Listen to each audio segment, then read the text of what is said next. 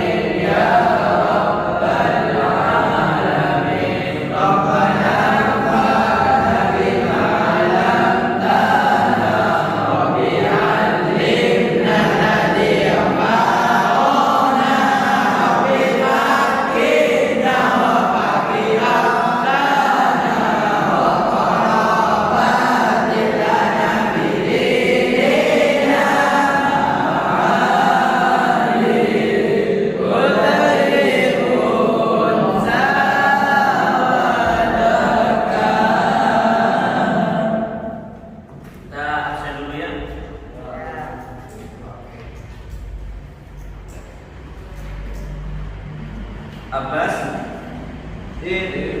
Sihabuddin, Ahmad Rafiqi, Masyani, Ainul Yakin, Aliuddin, Aris, Bahrul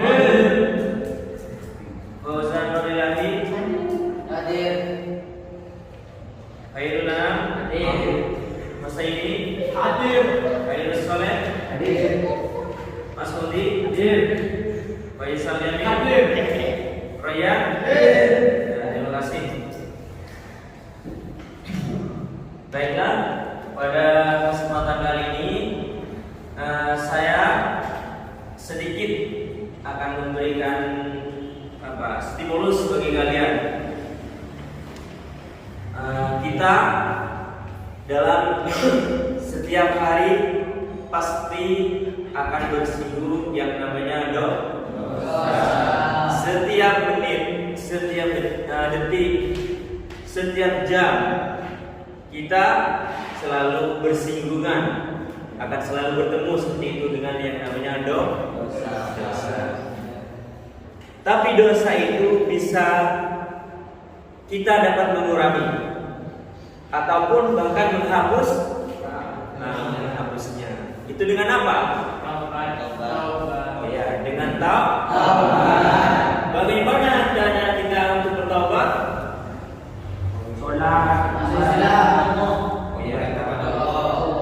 Kebetulan di bab 3 ini saya akan membahas tentang taubat. Nanti yang akan dibahas yaitu tentang pengertian, syarat-syarat, keutamaan dan kedudukan dari taubat itu sendiri. Pada kesempatan kali ini saya mengambil metode diskusi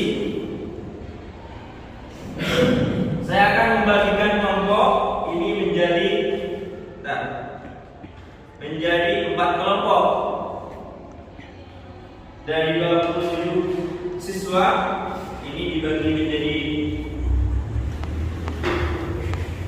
4 kelompok. Mari kita bentuk kelompok.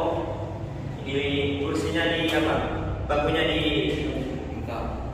diputar sambil didiskusikan, karena nanti akan ada perwakilan dari masing-masing kelompok, kemudian kelompok yang lain menanggapi atau bertanya dari apa yang dipresentasikan oleh kelompok tersebut.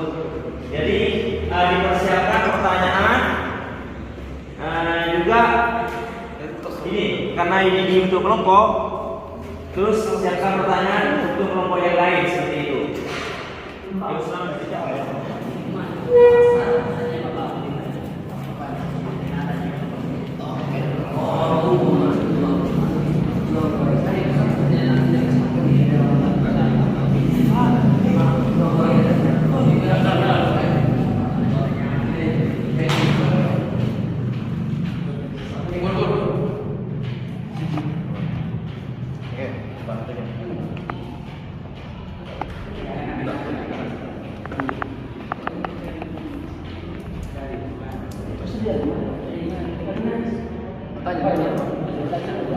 Kalau kalian sudah mendiskusikan di kelompoknya, saya akan meminta di satu kelompok di setiap kelompok untuk mempresentasikan dari hasil diskusi kalian.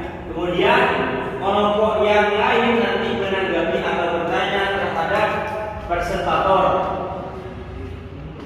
Kami silakan untuk kelompok pertama untuk mempresentasikan. Silakan. Oke, assalamualaikum warahmatullahi wabarakatuh. Waalaikumsalam warahmatullahi wabarakatuh. Sekarang saya akan menjelaskan tentang apa pengertian taubat. Taubat adalah berasal dari bahasa Arab, yaitu tawabah, yang bermakna kembali. Kembali ke siapa? Yaitu kembali kepada Tuhan kita, Allah Subhanahu wa taala. Di dalam taubat itu harus dengan tulus hati untuk melakukan taubat, untuk meninggalkan semua perkara yang maksiat. Secara syar'i, taubat adalah kembali kepada Allah Subhanahu wa taala dan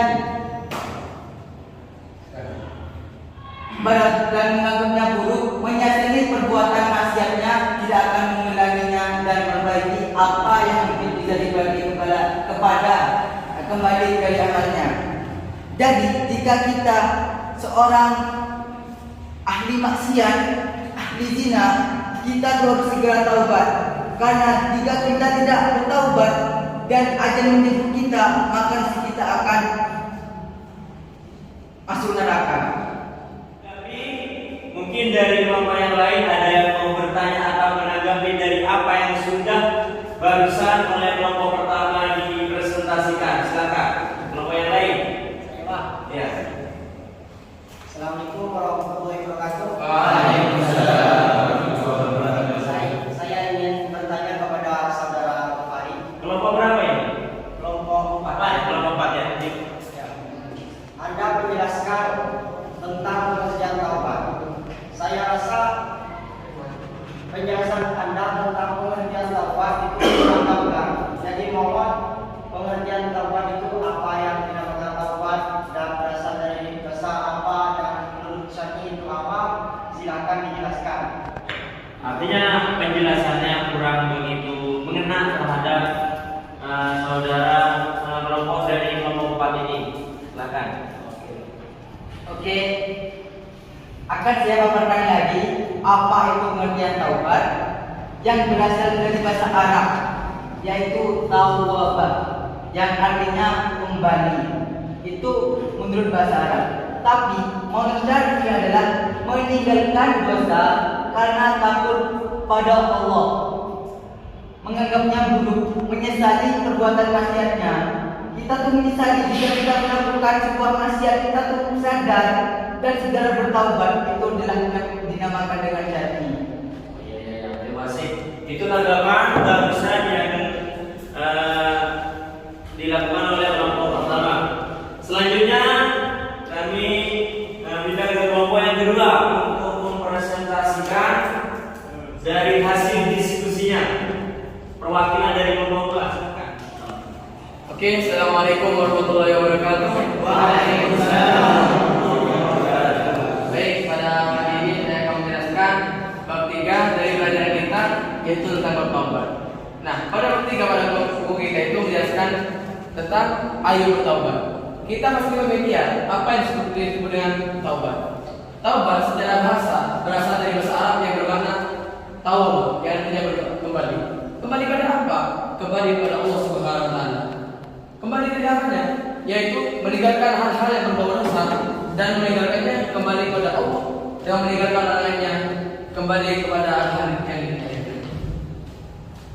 Bagaimana kedudukan taubat dalam perspektif Islam? Dalam perspektif Islam itu, taubat memiliki kedudukan yang paling tinggi. Bahkan Ibnu Qayyim berkata, kembalilah kamu, karena apa? Taubat itu sudah diwajibkan pada kalian semua dari selama nafas kita itu berada di tenggorokan sampai matahari terbit dari barat. Itu menunjukkan bahwa perspektif taubat dalam Islam itu sangat diwajibkan. Jadi kita sebagai muslim harus melakukan yang lain. Kita sebagai manusia berlumrah dengan dosa. Apa yang lumrahnya? Yaitu dengan taubat. Dan apa sebaik-baiknya taubat? Yaitu 1, taubatun nasuha. Seperti yang disebutkan dalam surat Tahrim, ya ayyuhalladzina amanu tubu ilallahi taubatan nasuha. Hai orang-orang yang beriman, bertaubatlah kalian semua dengan taubat yang bersungguh-sungguh atau taubatun nasuha. Karena apa? Kita ini sebagai muslim memiliki yang namanya dosa. Masing-masing muslim PPD 1 Rasulullah SAW. Nah, kedudukan taubat itu ada yang satu dari Islam. Yang pertama, kita akan dicintai oleh Allah. Apa sebab yang akan akibat yang dikeluarkan ketika kita dicintai oleh Allah? Surga pada saja. Mungkin itu saja penjelasan dari saya sendiri. Mungkin ada pertanyaan yang pada masing-masing kalian? Silakan. Untuk kelompok yang lain menanggapi apa yang ada yang mau bertanya terhadap kelompok 2, barusan yang sudah dipresentasikan oleh teman kalian ini. Silakan. Bismillahirrahmanirrahim. Assalamualaikum warahmatullahi wabarakatuh. Waalaikumsalam. Perkenalkan, nama saya Bumi dari Purwokerto. Saya ingin bertanya, apakah taubat dan tulus yang bisa menghapus keburukan? Ya, itu dari saya. Assalamualaikum warahmatullahi wabarakatuh. Jelas pertanyaannya? Ya, dari Mati. Silakan. Ditanggapi. Oke, langsung saya tanggapi dari saudara Jokowi. Apakah taubat yang paling utama? Itu kan saya sudah sebutkan inti dari taubat. Keutamaan taubat itu ada 1, yaitu taubat nasuha. Yang disebutkan dalam surat Tahrim ayat 66-8. Itu menyebutkan bahwa sebaik-baiknya taubat adalah taubat nasuha. Karena apa? Taubat nasuha mencegah kita dari 2 hal. Yang pertama, mencegah kita dari dosa yang akan datang, dan yang kedua, mencegah dosa yang akan kita lakukan. Itu menjadi bukti nyata bahwa taubat nasuha adalah taubat yang paling utama dalam perspektif Islam. Jadi jelas saudara Jokowi? Ya, terima kasih. Kelompok 2 sudah menyelesaikan presentasinya. Silakan duduk. Yang sekarang di kelompok 3 mempresentasikan dari apa yang sudah didiskusikan di kelompoknya. Perwakilan. Assalamualaikum warahmatullahi wabarakatuh. Waalaikumsalam. Puji syukur karena kita bisa berkumpul lagi di pagi hari ini dalam keadaan sehat walafiat. Alhamdulillah rabbil alamin. Salawat beserta salam tak lupa kita aturkan kepada Nabi Muhammad SAW. Karena berkat perjuangan beliau kita bisa terkis dari alam kegelapan menuju alam terang, yakni dengan adanya agama Islam. Baik, di sini saya mengambil kata-kata dari kata-kata itu galau yang kepanjangannya apa? God always listen you, yang artinya Allah Tuhan selalu mendengarkanmu. Karena kita Islam, otomatis Tuhan kita pasti masuk kepada Allah Subhanahu wa taala. Nah, otomatis kita tuh selaku umat Nabi Muhammad SAW Allahumma shalli wa sallim wa barik alaihi. Pernah yang namanya berbuat dosa sehingga kita tuh butuh jalannya gimana supaya kita tuh kembali lagi, yaitu dengan cara bertaubat. Nah, taubat ini diambil kata dari tawab, yang artinya kembali. Maksudnya kalau misalnya kita kembali itu gimana sih step-stepnya kembalinya kita tuh kepada Tuhan? Ada dua. Pertama, ada yang kita langsung minta maaf kepada Allah, ada yang harus melewati beberapa rintangan.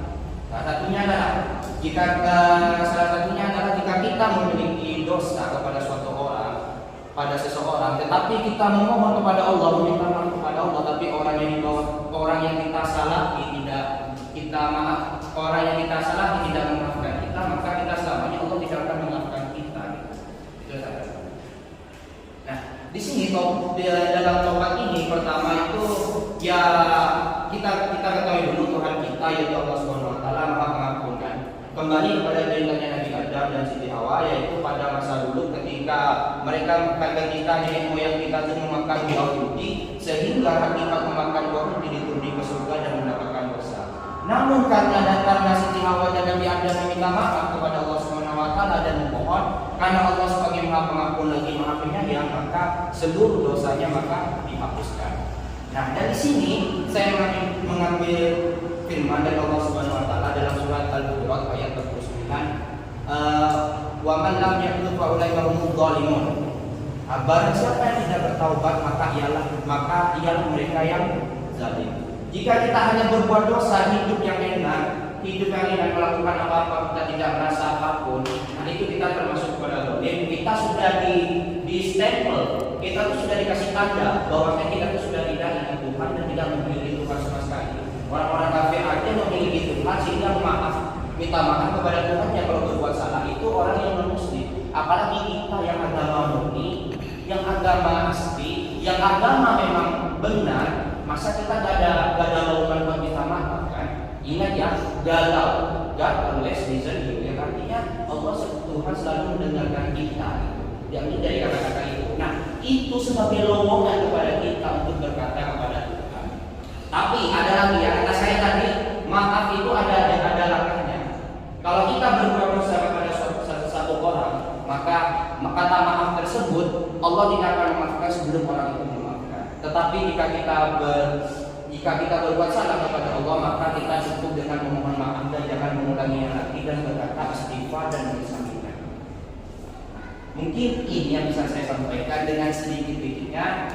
Di sini sebelum saya meninggalkan tempat saya membuka sesi tanya jawab kepada kalian. Ya, sebelum di sesi tanya jawab, saya akan sedikit mengambil dari apa yang sudah diterangkan oleh teman kalian di depan ini dari kelompok 3, bahwasanya kita dalam melakukan dosa seumpama, karena kita ini termasuk makhluk sosial, ya kan?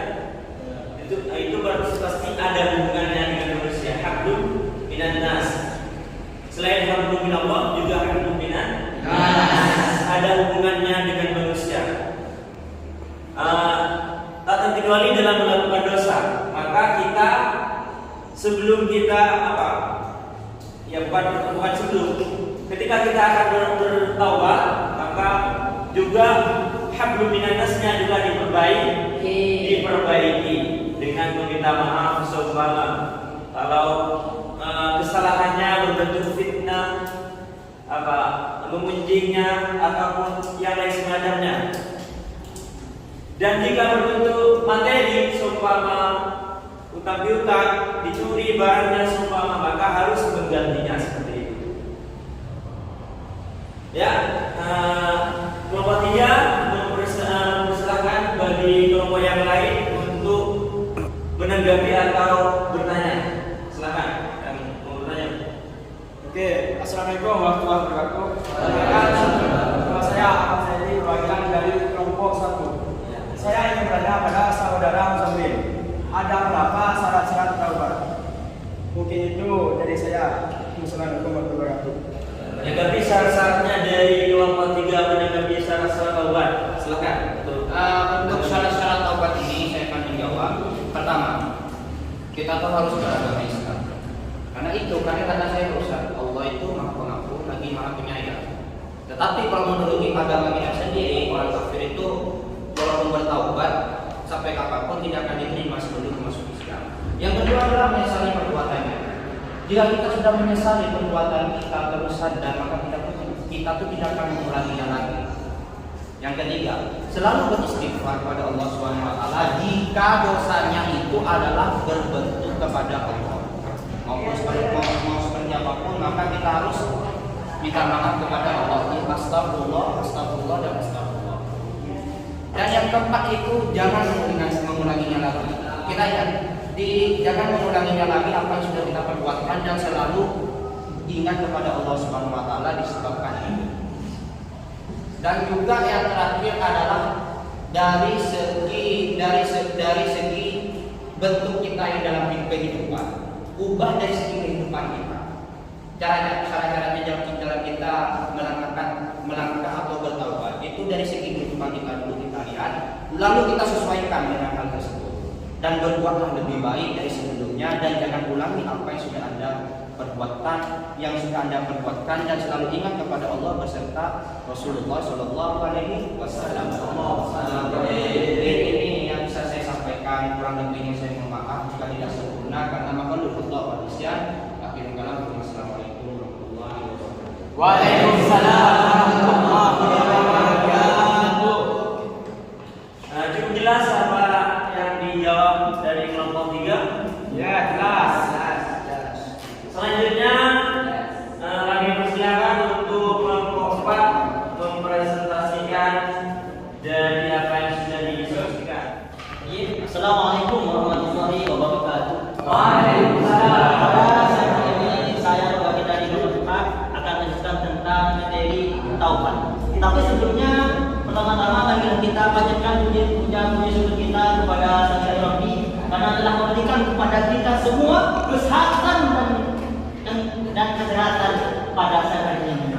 Maka dari itu saya akan menjelaskan tentang taubat. Apa itu taubat? Taubat itu berasal dari kata tawab, yang artinya kembali kepada Allah. Kembali apa? Kembali kepada yang telah menentang kita dan menyesali apa yang dosa-dosa kita yang berbuat di dunia ini. Maka dari itu taubat itu walaupun sebesar apapun dosa-dosanya, Allah menyediakan Ar-Rahman Ar-Rahim, Maha Pengasih dan Maha Penyayang. Dulu ada suatu cerita yang mana orang itu paling buruk di desa itu, dan orang itu menjadi ijtihad, saya akan bertobat. Dan orang itu pergi kepada satu tokoh yang ada di desa tersebut. Maka orang tersebut bertanya kepada tokoh tersebut, wahai kiai, maukah saya bisa bertobat walaupun saya telah mematikan 99 orang? Oh, sang kiai itu menjawab, berkata, oh itu tidak bisa, karena sampai telah melebihi batas. Karena dosa membunuh orang itu termasuk dosa yang besar. Maka bajingan orang tersebut langsung menempas lehernya, langsung mematikan 100 orang. Maka kemudian orang itu pergi ke toko yang lain dan bertanya, bisakah saya bertobat atau kembali kepada Sang Hyang Rabbi? Ya, itu bisa. Maka pergilah kamu ke suatu tempat untuk bertobat. Maka orang yang tersebut pergi ke tempat itu dan hampir sampai ke tempat itu, maka orang tersebut meninggal, mengalami kecelakaan. Maka orang tersebut itu dicatat semua terima. Karena kenapa? Karena niatnya untuk bertobat. Itu. Dan ada pun syarat-syaratnya. Orang bertobat itu antara lain tidak akan mengulangi dosa yang telah dilakukan atau menyesali dosa-dosa yang telah dilakukan. Dan saya teringat pada pernyataan Ibnu Qayyim, taubat itu merupakan aktivitas kita yang pertama. Aktivitas kita pertama, maksudnya apa? Kita melakukan dosa kecil atau besar itu langsung bertobat. Itu. Mungkin dari ini saya sampaikan. Mungkin ada pertanyaan. Terima kasih. Dari kelompok 4 barusan membahas tentang pertama pengertian secara bahasa, kemudian diselingi dengan cerita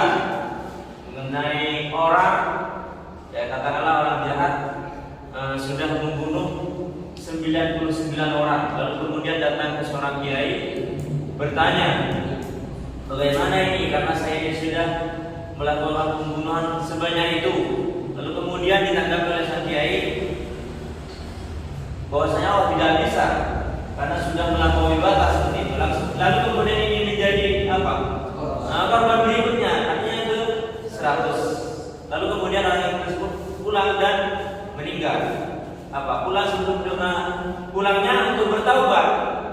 Nah itu yang diceritakan oleh kelompok Pak barusan. Mungkin ada kelompok lain menanggapi atau bertanya terhadap kelompok Pak, silakan. Pak.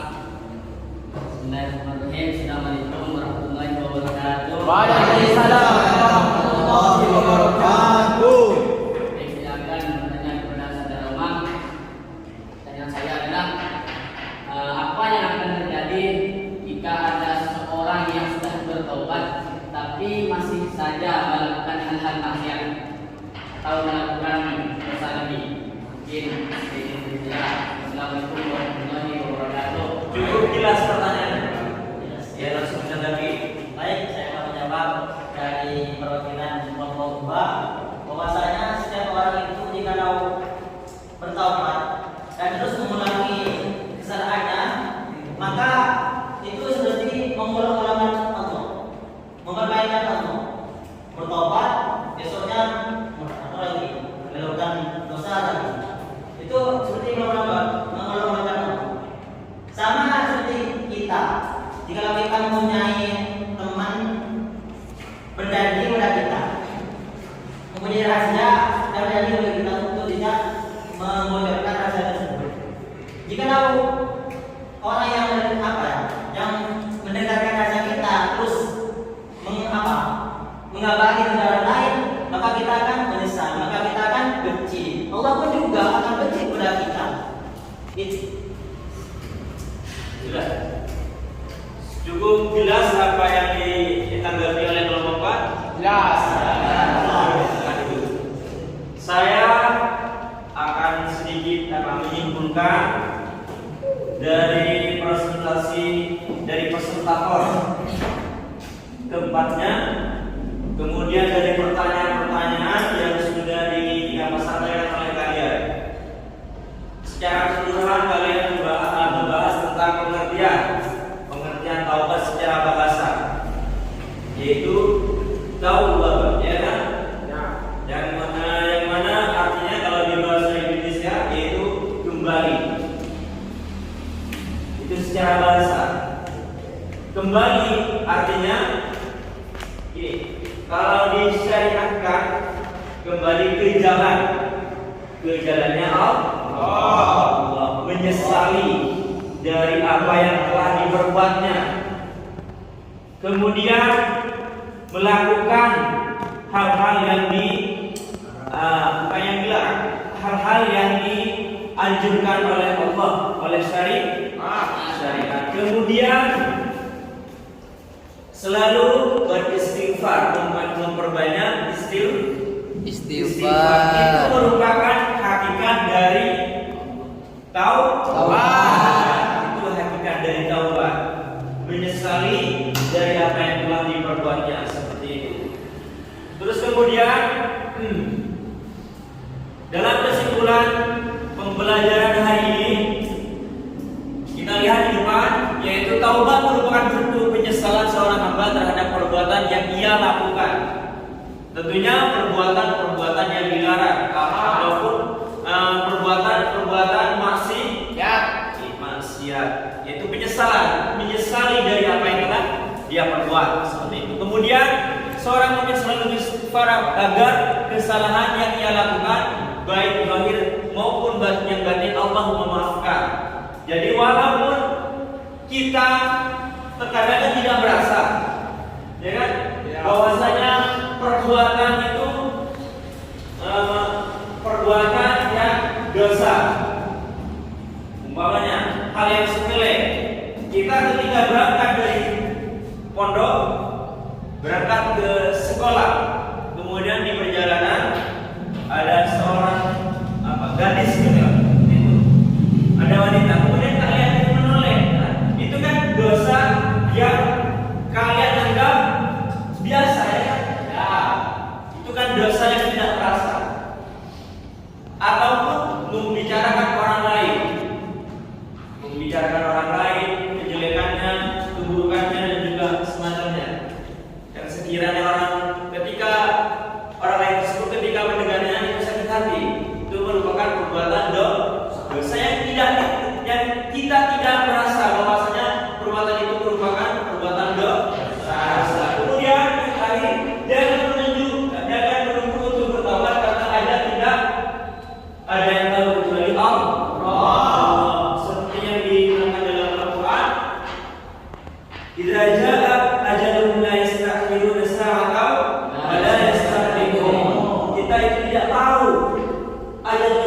kapan akan dijemput oleh Allah.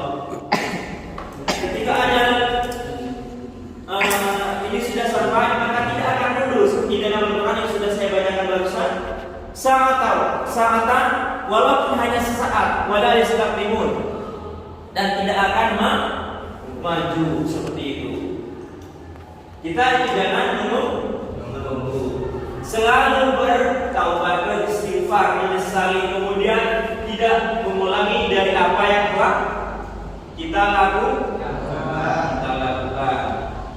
Ya, terima kasih atas semuanya. Mari kita sebelum pelajaran ini diakhiri, bakunya